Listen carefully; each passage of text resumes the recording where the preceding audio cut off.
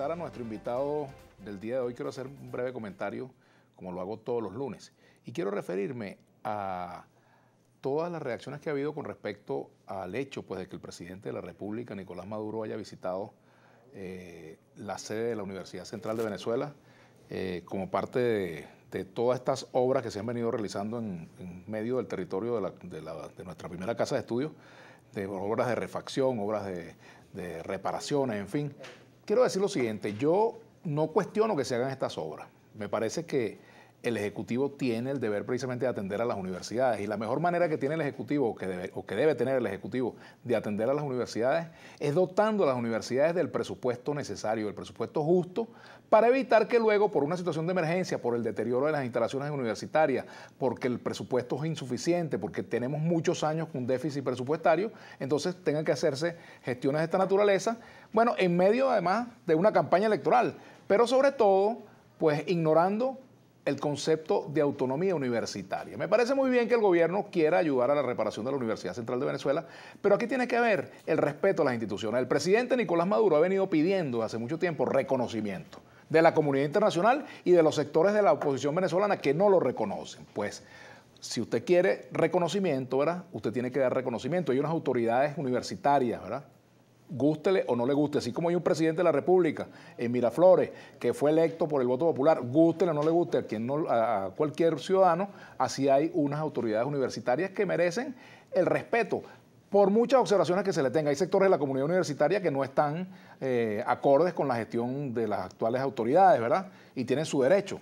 Pero de allí a que entonces se crea que es que en la universidad no hay gobierno y se puede hacer desde fuera, desde el Ejecutivo Nacional, cualquier obra sin tomar en cuenta esa historia de la Universidad Central de Venezuela, evidentemente pues que yo no lo veo bien, ¿verdad? La Universidad de Bianco, la Universidad de Venanzi, la Universidad de Moros Jersey, la universidad que ha tenido rectores de distintas corrientes políticas, el doctor Fuenmayor, incluso Edmundo Chirino, una universidad que siempre ha reivindicado por parte de sus estudiantes, sus profesores, sus empleados, la condición de autónoma, pues evidentemente no puede ver de buena manera que se hagan obras sin que se tome en cuenta esa estructura, por muy impopular que pueda ser para mucha gente. En todo caso, a lo que voy es la necesidad de la reconstrucción institucional del país, ¿verdad? Y la primera muestra de reconstrucción institucional que se tiene que dar en un país es que quien ejerza la jefatura del Estado, pues, promueva que haya entendimiento con las distintas instancias de poder, con las distintas instancias de representación popular,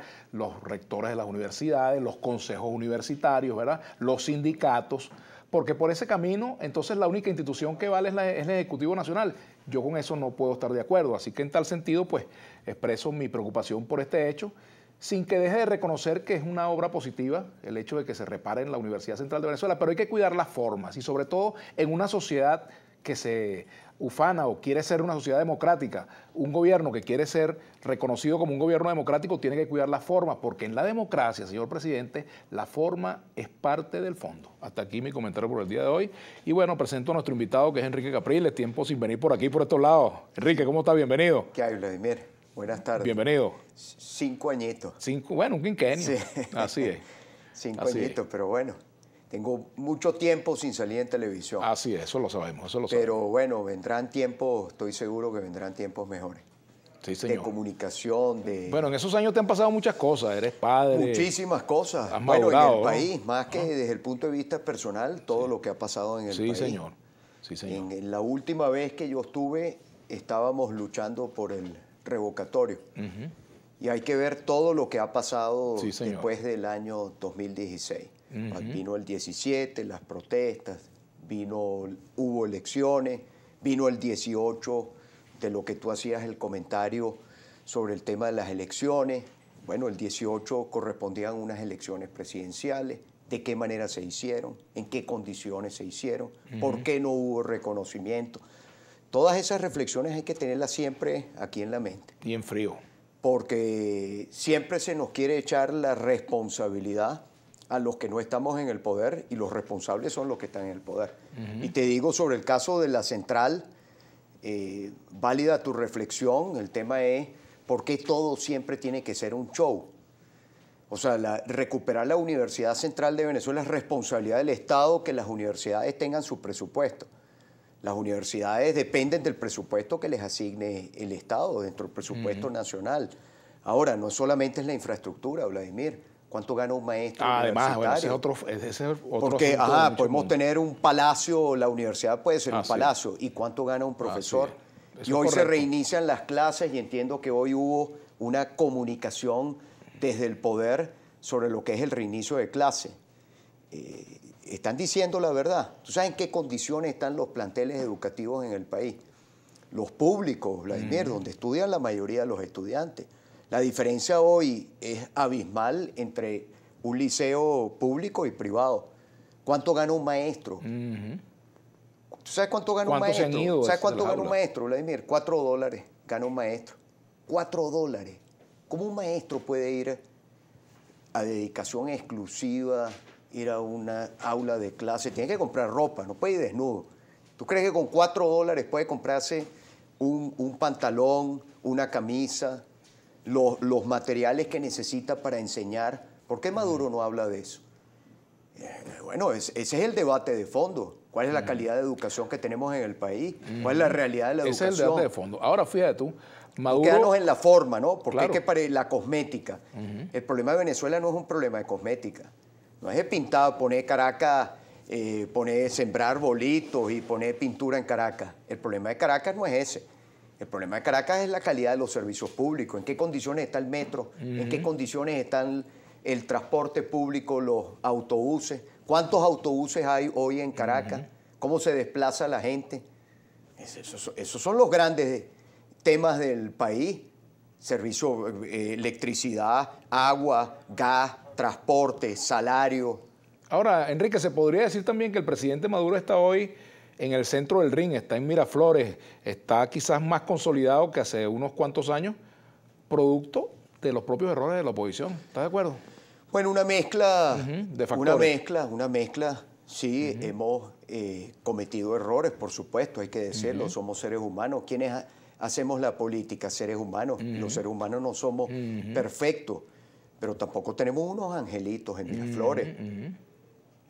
Todos los días violan la Constitución, todos los días violan las leyes. Ahora hay una visita a la Corte Penal Internacional. ¿Por qué se habla en Venezuela de CPI? ¿Por qué? A gente que nunca estuvo involucrado y que hoy día le hablan de una corte penal. ¿Por qué? Porque el sistema judicial en Venezuela no hay justicia en el país. O sea, entonces, sí, la oposición hemos cometido errores, pero también hemos tenido que lidiar con abusos, atropellos, violaciones del Estado de Derecho. Tú lo sabes, Vladimir. O sea, en el país la justicia... Aquí levantan un teléfono y sueltan a un preso o encarcelan a alguien. Ve el tema mismo del funcionamiento del poder electoral. Aquí ahora no encadenan los canales, no hay cadena, pero te llaman por teléfono y te dicen, mira, está al aire. Y si no te encadenas, compañero, tú sabes cuáles son las consecuencias. Entonces estamos en vísperas de un proceso electoral. ¿Por qué Maduro tiene que transmitir en televisión un acto de su partido? ¿Por qué tiene que aparecer en todos los canales de televisión? Eso es respetar el Estado de Derecho, respetar la legalidad. Entonces no le puedes achacar la culpa a la oposición. La oposición no tiene canales, la oposición no tiene emisoras de radio, la oposición no maneja los recursos del Estado. Aquí te montan un pendón. Pero fíjate tú, a partir de los errores de la oposición, Enrique, también el gobierno ha construido su narrativa. Por ejemplo, la oposición, factores de la oposición que pidieron sanciones, pues el gobierno construye su narrativa. No se puede hacer las escuelas, no se puede reparar la universidad, no se puede reparar los hospitales por culpa de las sanciones. O, por ejemplo, políticas que llevaron a que... Pero ¿qué tienen que ver las sanciones, por ejemplo, con la situación de los liceos del país? Yo tuve el fin de semana que me pidieron que por favor lo denunciara porque la gente se siente además que no tiene a dónde acudir ni tiene una voz que los represente. Por eso yo veo la importancia del 21 de noviembre. Más allá de cuántos cargos saquemos, si vamos a sacar tantos o tantos alcaldes, tantos gobernadores, es que el que vive en Casanay tenga una voz que los represente, una voz que luche por ellos. Pero si la oposición abandona el terreno electoral y el gobierno acumula más poder, yo creo que eso es responsabilidad de la oposición, eso no creo que es responsabilidad del gobierno. Parte del debate que tuvimos y por algo estamos en la vía de recuperar un derecho en el que yo creo que no es suficiente, porque votar no es suficiente, pero no podemos dejar de votar. Bueno, ¿y por qué no fueron al proceso del año 2020, el pasado? Pudiéramos abrir un debate. ¿En qué condiciones se nombró el Consejo Nacional Electoral? Maduro a principios de año dijo que no iba a haber elecciones, porque si vamos a contar las cosas como son, vamos con la verdad por delante para todo. El año pasado ellos dijeron que no iba a haber proceso electoral. Tenemos que hacer la pausa, Enrique. Sí, al regreso, el retorno de la oposición a la ruta electoral, de la MUD a la ruta electoral, es definitivo. Vamos a hablar de eso al regreso. Ya venimos con Enrique Capriles y vamos a hablar también de lo que tú dijiste en estos días. El que vaya de primero, caramba, el que vaya de segundo, apoya al que vaya de primero. Vamos a ver a qué estado 100%. Te referías. Ya venimos. Bueno, Enrique, tú tenías 5 años que no venías a Vladimir a la una. Quizás necesitaríamos un programa de unas 5 horas para hablar de todos los temas que tenemos, pero tenemos 1 hora. Entonces vamos precisando cosas, ¿no? Fíjate, Enrique, por ejemplo, el retorno de la oposición a la ruta electoral es definitivo y la conecto con lo que te pregunté también con respecto a cuál debe ser la forma de que la oposición vaya unida de aquí al 21 de noviembre o la menor división posible. Tú decías en estos días, aquel que va de segundo, caramba, apoya al que va de primero. Mira, una palomita porque la dejé en el aire con el tema de los liceos, que tienen que ver las sanciones con la situación deplorable en que se encuentran los liceos y escuelas del país. Pero todos los días tú oyes a los funcionarios del gobierno diciendo que eso es parte del problema. La excusa es la incapacidad.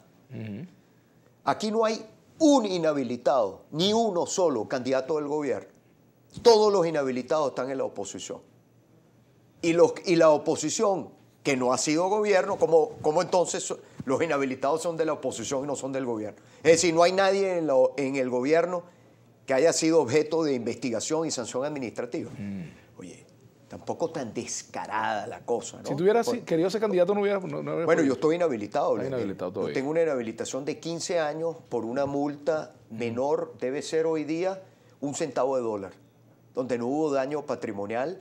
Fue además por un tema de cuñas institucionales de la gobernación, a la cual tiene derecho cualquier institución pública a haber puesto, bueno, porque salió en un canal de repente que ellos no querían, y otro fue una donación de unos recursos que no fue, o sea, fue directo a la ejecución, fue al Estado para reparar una cancha deportiva y para un programa por la Embajada de Polonia, y otro fue por la Embajada del Reino Unido para un programa de justicia de paz escolar.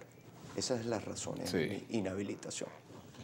Mira, Enrique. Todo el mundo, mira, pero volviendo al tema que tú me preguntabas, para no dejar la pregunta al aire. Vladimir, el que nos sacó de la ruta electoral fue Maduro. O sea, sí es verdad, la oposición tomamos esa decisión. Está el debate si fue buena o mala. ¿Qué crees tú? Yo creo que no hay que dejar de votar. Pero fue una mala decisión.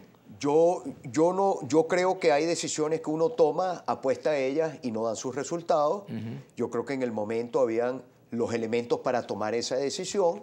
No se trata de quedarnos en un debate hace 5 años atrás. Claro. Pero el electorado merece una explicación, Enrique. Sí la merece. Y no hay ningún problema en dársela, Vladimir. Podemos explicar qué pasó en el 17, después de la protesta, después de la protesta sin explicarle a la gente, brincamos a la elección.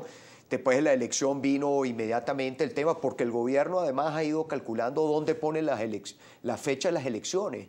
Pero fíjate, o sea, las elecciones tenían que haberse hecho en el 16, no en el 17, Vladimir. A mí me eligieron en el diciembre, yo gané la reelección como gobernador. Por cierto, nunca perdí la gobernación de Miranda, ¿no? Siempre Maduro con sus shows y entonces que lo derrotamos. No. Yo no fui candidato en el 17. Es decir, yo no perdí con Héctor Rodríguez.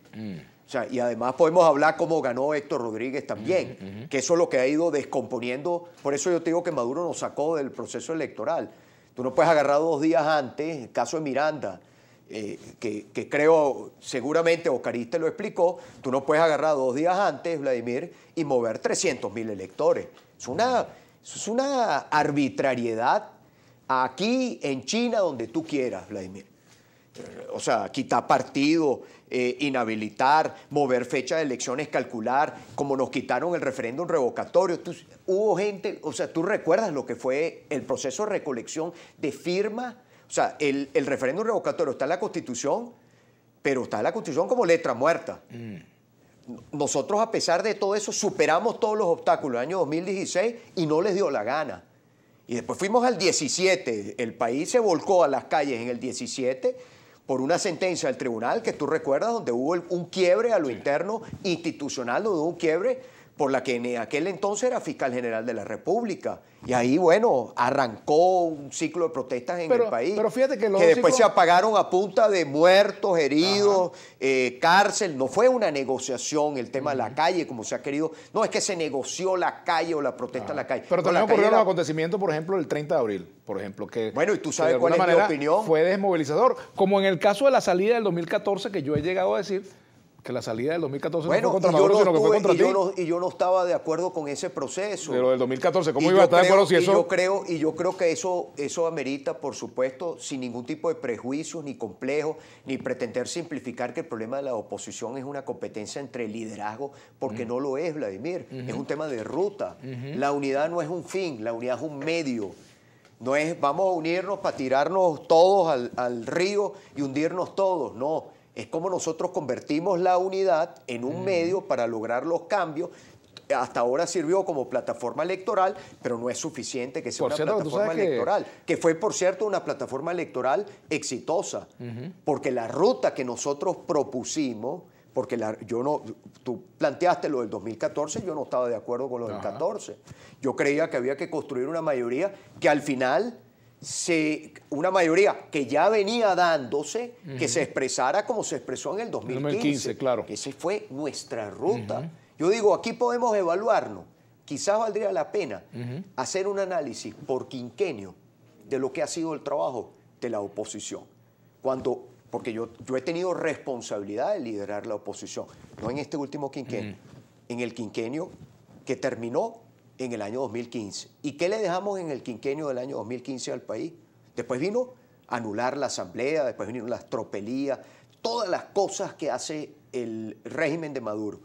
¿Pero qué hicimos en el 15?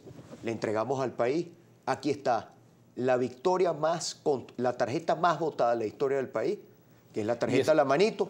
Ahí está, 2/3 partes de la Asamblea Nacional. No quiero decir que un solo palo hace montaña, que fue el esfuerzo de una sola persona. No se trata de personalizar en alguien la victoria o personalizar en alguien la derrota. Pero esa fue la ruta que nosotros defendimos y ahí estuvo su resultado. Y después evalúa. 16, 17, 18, 19, 20, 20. Siempre el gobierno atrás. Siempre. Tratando de que las cosas, obviamente, que no prevalezca la democracia.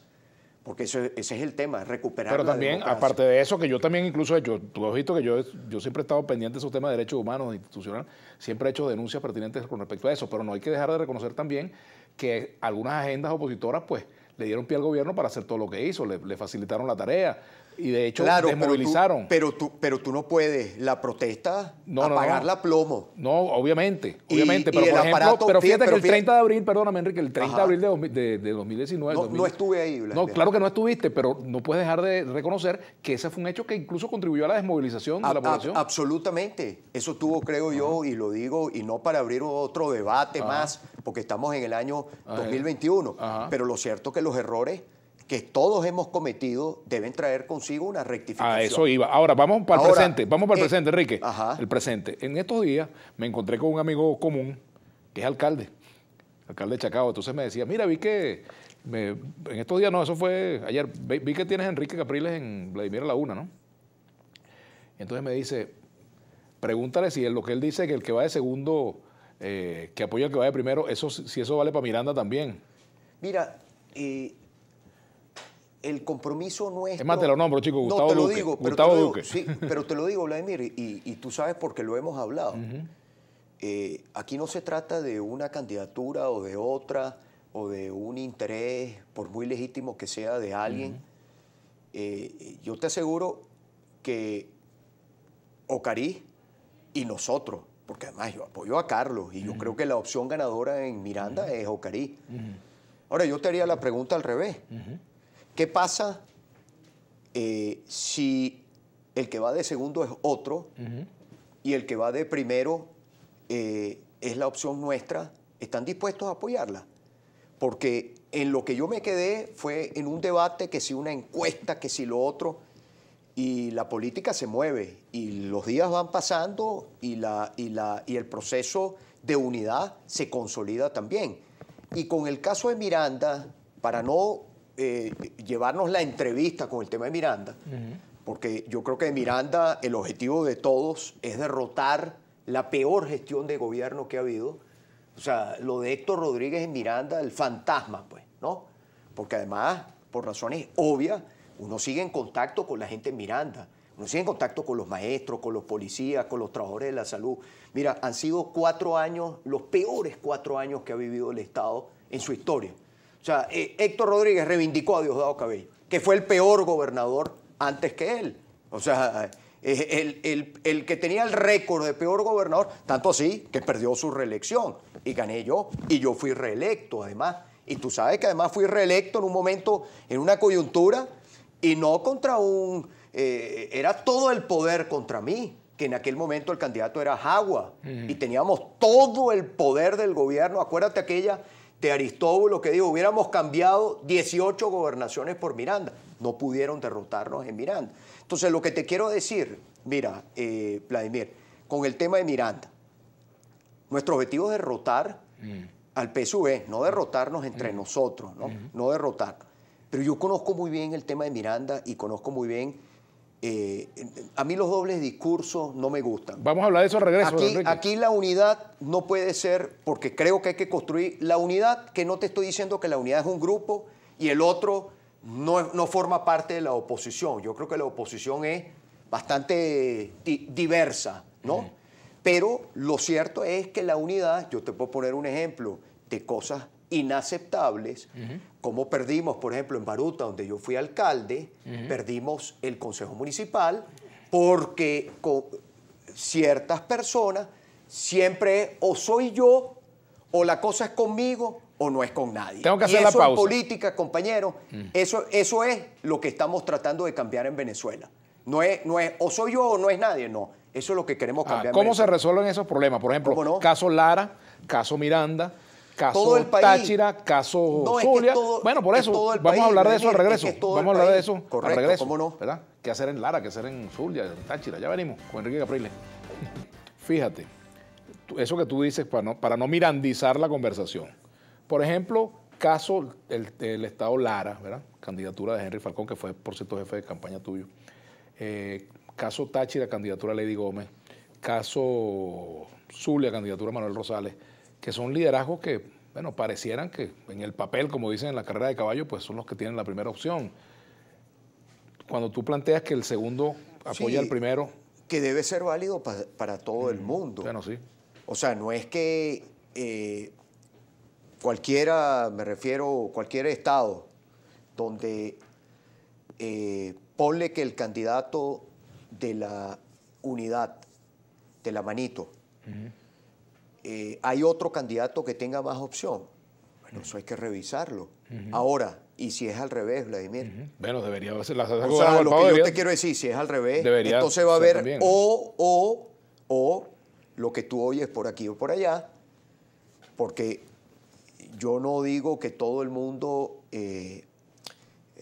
a ver, hay una falsa oposición. Cuando tú ves que una persona que es oposición pasa más tiempo criticando la oposición que haciéndole oposición al gobierno, ahí hay algo que no funciona. Ahí hay un problema. Yo a veces veo algunos que hablan en nombre de la oposición, pero ni tocan mano, ni una gotica de agua al gobierno. Una gotica. La educación, ven para otro lado. La salud, ni hablan de un hospital. Aquí podemos... nos hemos ido al tema electoral político. ¿Cuál es la situación de los hospitales? ¿Tú te crees las cifras de vacunación del gobierno? ¿Tú se las crees? Yo no se las creo. ¿Tú crees que aquí han vacunado el 50% de los venezolanos? ¿Dónde, hermano? ¿Dónde? ¿Hace cuánto tiempo Maduro no sale de Caracas? ¿Cuánto tiempo tiene que no va del Tamacuro? Yo fui al Tamacuro. Ahora, ¿tú crees que es mi responsabilidad ir al Tamacuro? Yo voy al Tamacuro, sí, para motivar a la gente, para darle ánimo a la gente, para mover que la gente se exprese el 21 de noviembre, que yo veo una oportunidad. Pero yo no estoy en el poder. La responsabilidad de dar respuesta a los problemas que vive la gente Allá es quien está en el poder. ¿Tú crees que allá están vacunando masivamente? Entonces, o sea, anda por un hospital, Vladimir.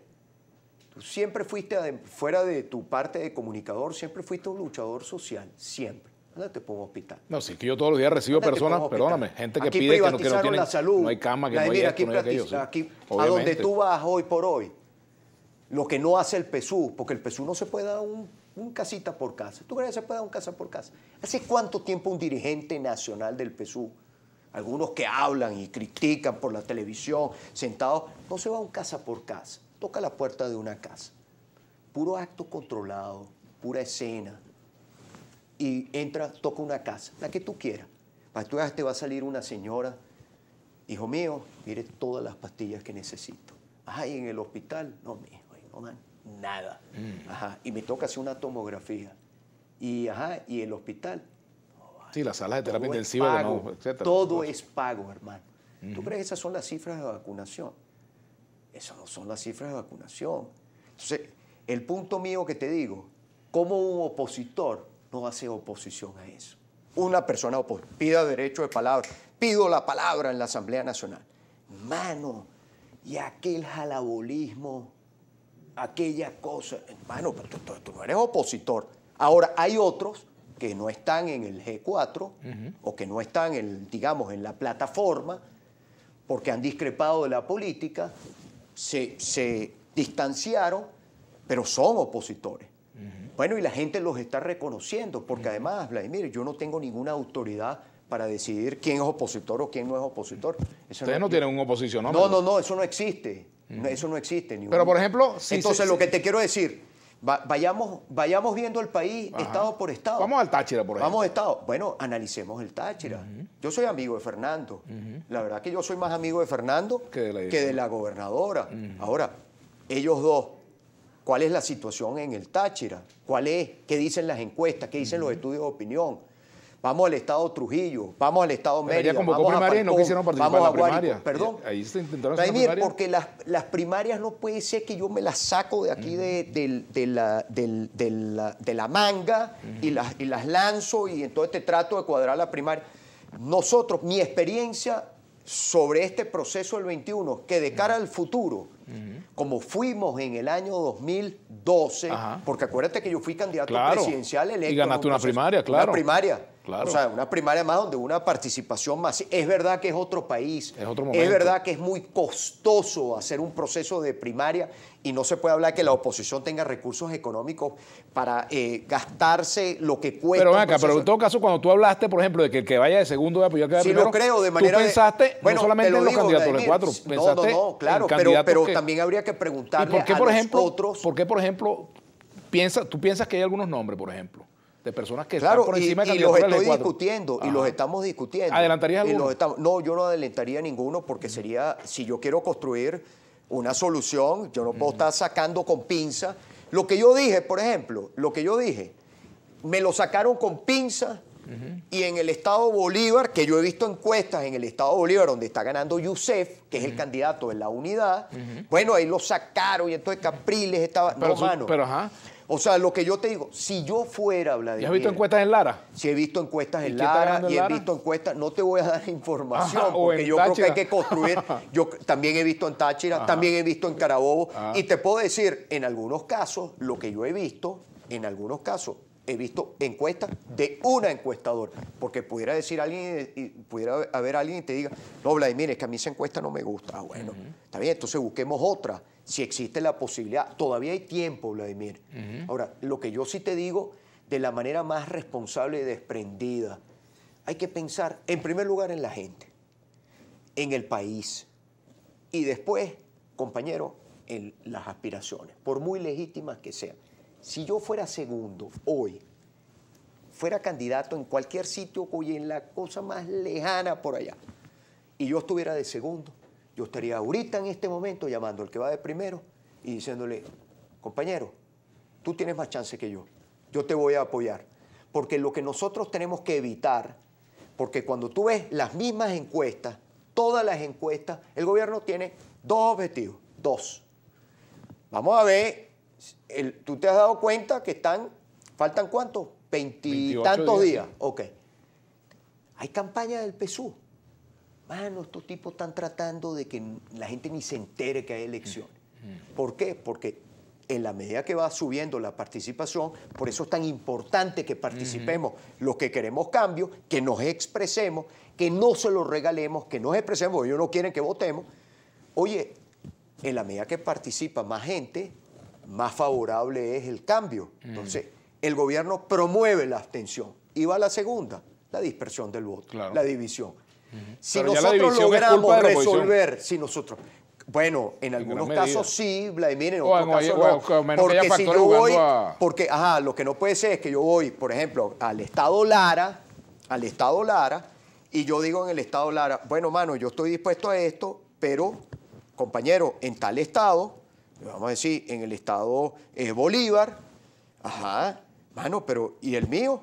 Y entonces, no, es que tú tienes que apoyarme a mí, pero yo allá veo para el cielo. No, Vladimir, por eso yo creo que tiene que ser una regla de todo el país. ¿Hay tiempo de aquí a diciembre, de noviembre para hacer eso? Hay tiempo, absolutamente. Vamos a hablar al regreso. Claro que hay tiempo. Tenemos que irnos a la pausa, rapidito. Claro, ¿cómo no? Y fíjate tú, antes de irnos a la pausa, el compromiso con la ruta electoral. Tú escuchas, por ejemplo, a Leopoldo López, le preguntan, ¿usted votaría si tuviera...? No, dice que no.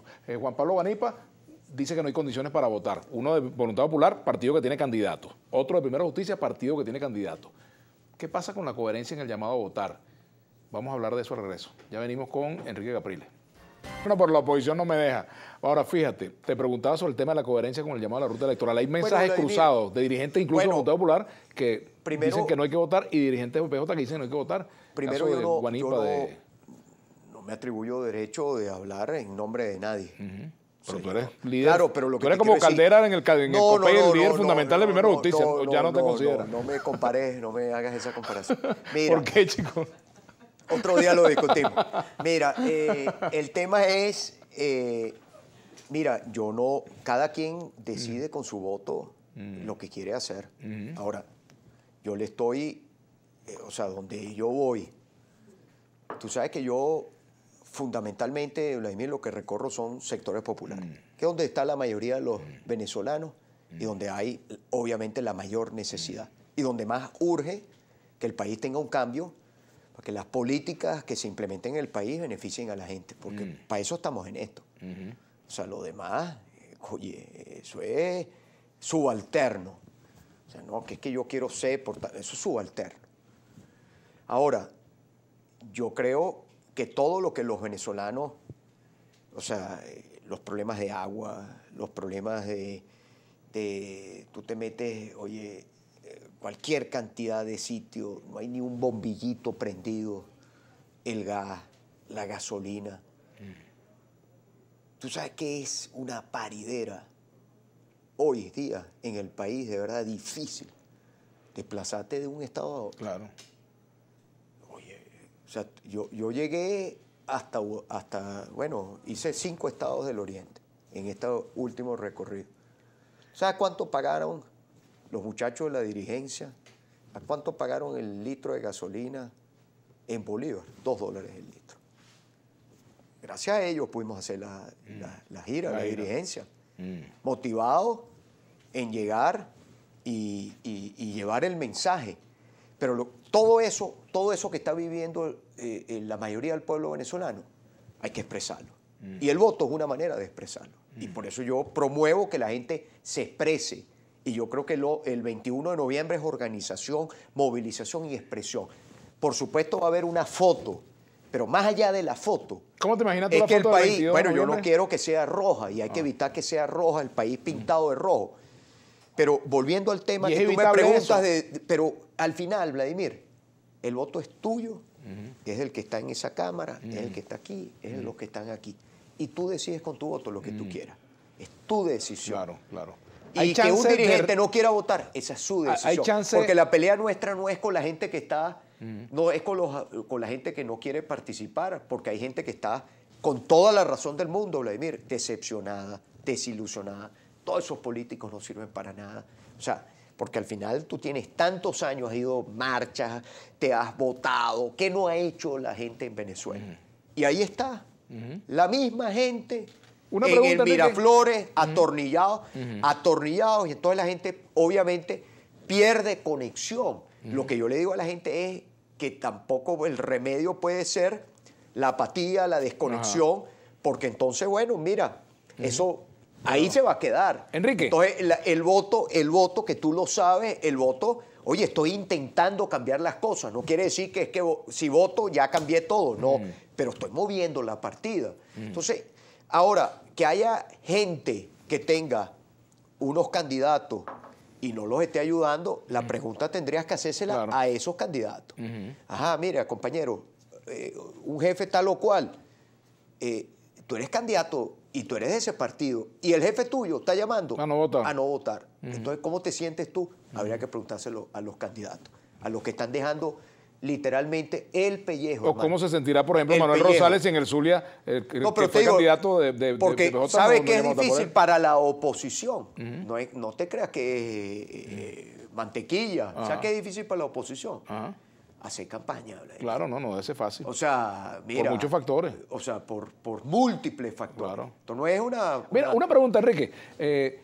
Caso Alex Saab, la extradición de Alex Saab le da votos a la oposición y el caso Monómero le quita votos. Mira, esos son temas que los conoces tú, los conozco yo, la mayoría de la gente en la calle, esos no son los temas que discuten, ni habla.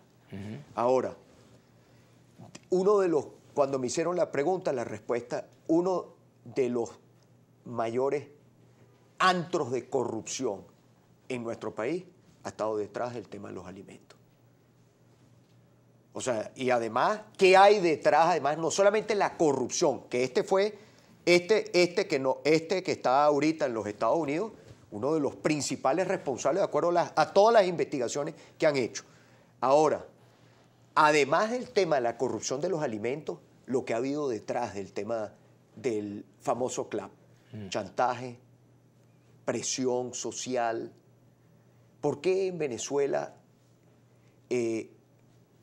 por qué la gente tiene que depender de una caja de comida? Si un país que puede producir todos sus alimentos y si la gente tuviera un buen ingreso, un buen salario. Yo aquí traía, en otro momento lo comentaremos por el tiempo, en la Cuarta República y en la Quinta República, ¿cuánto era el sueldo en dólares? En cada uno de los periodos presidenciales. Pérez, 79, el sueldo en dólares era $209. Luis Herrera, $64. Lucinchi, $53. Carlos Andrés Pérez II, $102. Ramón J, $82. Caldera, que lo mencionabas ahorita, $174. Chávez, $90.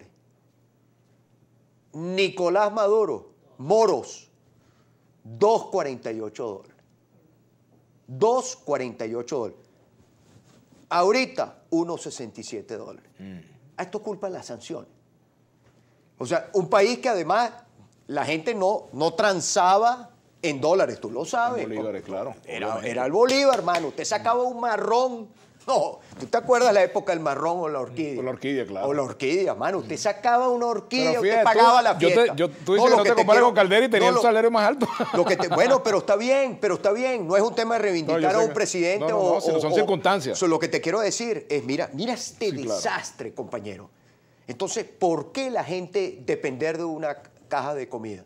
¿Qué es lo que hay detrás de la caja de comida? ¿Ayuda social? ¿O hay un mecanismo de control social? Entonces, no solamente el mecanismo de control social, sino además se enriquecieron a costilla. Y no era mejor apoyar... que haya justicia, que haya justicia. Y después, compañero, la palabra justicia no es para un lado sí, para el otro no. Caso Monómero, por ejemplo. Este país no solamente es ser honesto, sino parecer honesto.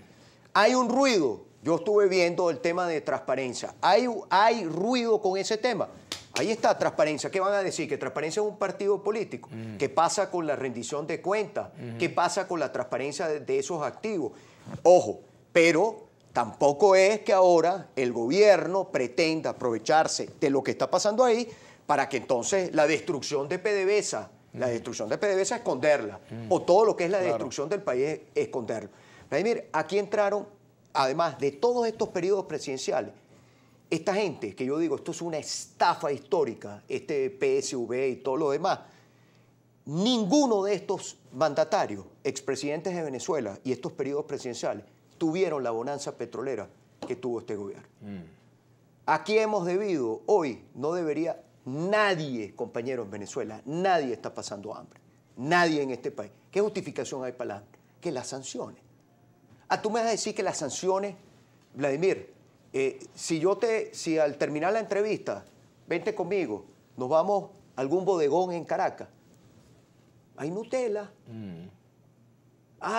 O sea que la Nutella se viene por los caminos verdes, la pasan por las trochas colombianas. No le vean cara de tonta a la gente. Mira, las Nutella, compañero, es una demostración que aquí no hay bloqueo, que no hay bloqueo. Entonces, mira, es la destrucción. Entonces, contra esto que yo llamo a la gente a votar. No se quede en la casa en la discusión de aquellos hogares que hoy hablan de política, porque ya la política dejó de ser el primer tema de conversación que antes había siempre en la gente cuando se encontraba. Ahora es como el quinto, sexto tema. Enrique, ¿se murió el diálogo en Venezuela? El diálogo nunca se puede morir, Vladimir, porque las personas todos los días tenemos que dialogar, porque lo otro es caernos a golpes, matarnos. Ahora, es el colmo que un país que espera por vacunas, que un país que espera por alimentos, que un país que espera por la recuperación económica, el gobierno se levanta de la mesa por el señor Saab. Se levanta ante la mesa. Un supuesto diplomático, además, alegando la cosa diplomática. Se le lanzaron un pasaporte. ¿Qué carrera diplomática? ¿Tú conoces la Cancillería? ¿Qué carrera diplomática tenía ese señor? Entonces, el país atado a la suerte por esto. O sea, millones de venezolanos condenados por esto. No. Ahora, tú alentaste este diálogo que se está dando en México, tú lo favoreciste. Yo no lo llamaría diálogo porque la palabra diálogo para el venezolano común hoy es como si le mentaras la mamá. O una negociación. Es un proceso de acuerdo de negociación que espera que haya resultados concretos en lo económico, en lo social y en lo político. Ahora, ¿tú crees que se va a retomar después de las elecciones? Ojalá, Vladimir, hay que pedir, todos los venezolanos tenemos que exigir que se retome el proceso. Tú dijiste que el 30 de abril murió el gobierno interino, ¿verdad? Eso lo dijiste de acuerdo a una cita que te hicieron, algo, palabras más, palabras menos, ¿verdad? Reivindicas eso que lo dijiste. Yo di una declaración hace poco, me preguntaron, fue una larga conversación con periodistas, me preguntaron sobre el tema del interino. Yo le dije, Vladimir, para mí o eres gobierno o eres oposición. No puede ser las dos cosas. Y quién está en el poder no somos nosotros. Entonces, la dualidad no existe. ¿Qué sentido tiene que Julio Borges sea canciller, entre comillas, de ese gobierno interino? Mira, ¿tiene sentido para Primero Justicia estar allí? Yo creo, primero, no tiene un objetivo, digamos, estratégico y todo lo demás. Lo que se ha querido, esa pregunta se la puedes hacer a Julio, y Julio te puede dar cuáles son sus argumentos. Yo lo que creo que en el caso de Julio, acusado falsamente por Maduro y por su régimen, porque pretender todas las cochinadas y todas las cosas en las que quieren señalar a Julio, todas son mentiras.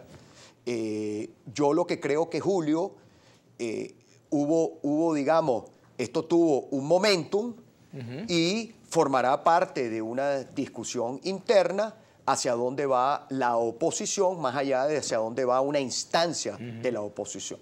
Y ahí estoy seguro que Julio va a estar del lado de que la oposición pueda tener una ruta que nos permita retomar lo que en algún momento dado tuvimos, ser una opción de poder, ser una opción de cambio y ser una alternativa en el país. Francisco, eso se perdió en el camino, pero sin embargo el venezolano sigue queriendo cambio, la gente sigue teniendo esperanza y yo creo que, bueno, como el ave fénix, Vladimir, nos tocará renacer y renacer al país y levantarnos, como se levanta la gente que se cae todos los días y se levanta y sigue adelante. Eso es lo que nos toca, creo. Aquí estamos, como decimos nosotros, aquí estamos.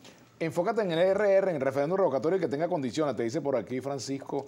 Ese es un derecho constitucional que tenemos los venezolanos, Vladimir, y para llegar allá, yo insisto, hay que pasar primero por el 21. O sea, el que habla de referéndum revocatorio, yo le pediría que vote el 21. Porque van a haber muchas más posibilidades de ejercer nuestros derechos en la medida que vayamos acumulando y vayamos teniendo, digamos, representación a no tenerla. Roberto dice por aquí, por favor, Vladimir, recuerda a Capriles que los venezolanos queremos ver un solo candidato opositor por jurisdicción. El tiempo se agota y no queremos más decepciones por desacuerdos internos. Estamos cansados de este gobierno. Néstor Alfonso, por lo que entendí, usted piensa que la necesaria unidad pasa por una negociación a nivel nacional y no por un análisis de cada caso por estado o por municipio, que sería lo más lógico. Las dos cosas, es que son las dos cosas. Es un proceso obviamente de negociación, Vladimir, pero yo creo en los liderazgos regionales y locales. Yo vengo de allí. Yo fui alcalde, fui gobernador, yo por eso defiendo con vehemencia la importancia que tienen esas instancias. Porque, oye, además lo estoy viendo ahora, Vladimir. Llegas a un municipio muy distante y no hay nadie que alce la voz por la gente que vive allí. O sea, hoy día, la verdad que hoy más que nunca, Vladimir, Caracas es Caracas y pareciera que el resto del país no es tomado en cuenta. O sea, ¿sabes siempre el tema del tema de la caraqueñización de todo? Claro. No, de la política y de todo. Y de todo. Bueno, hoy es más evidente que nunca. O sea, tú te vas saliendo ya, o la regional del centro, o la mariscal de Ayacucho, y ya entra en otro mundo. Oye, mira, entras en otra Venezuela. Enrique, se nos acabó el tiempo, pero Aníbal Gómez nos pregunta por aquí, ¿qué le parece a Capriles la declaración de Hugo Carvajal ante un juez en España donde afirma que Chávez ganó una sola elección en 1992? Bueno, yo creo que, primero yo no conozco, yo recuerdo del Pollo Carvajal cuando fue, creo que le entregaron hasta la espada de Bolívar, cuando lo trajeron, y un héroe, yo creo que allá hay él tiene su propio cálculo, pero no tengo ninguna información sobre el tema del Pollo Carvajal. Mira, Vladimir, aquí, y eso tendremos ya chance de discutirlo, aquí se quiso poner una etiqueta de que en el año 12, frente a Chávez, no defendimos el resultado. Para saber ganar hay que saber perder. Y después vino el 13, que terminó en instancias internacionales.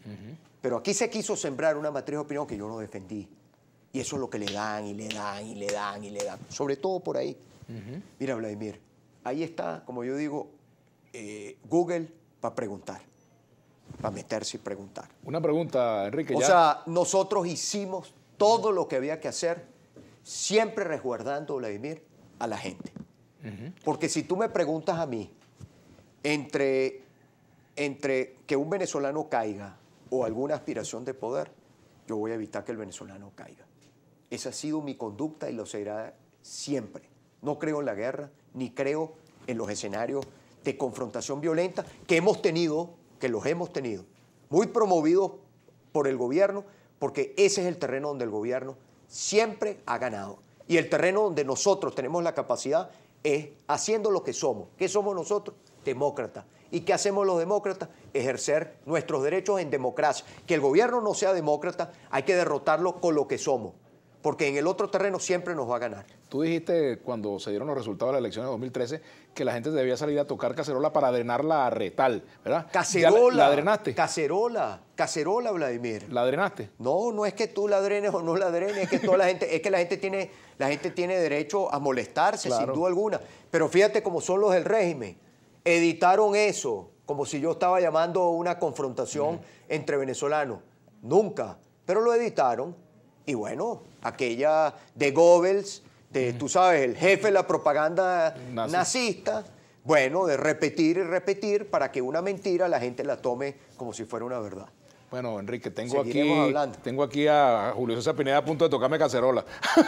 Te agradezco mucho que nos hayas acompañado, Enrique. Gracias, seguiremos conversando. Nos vemos mañana.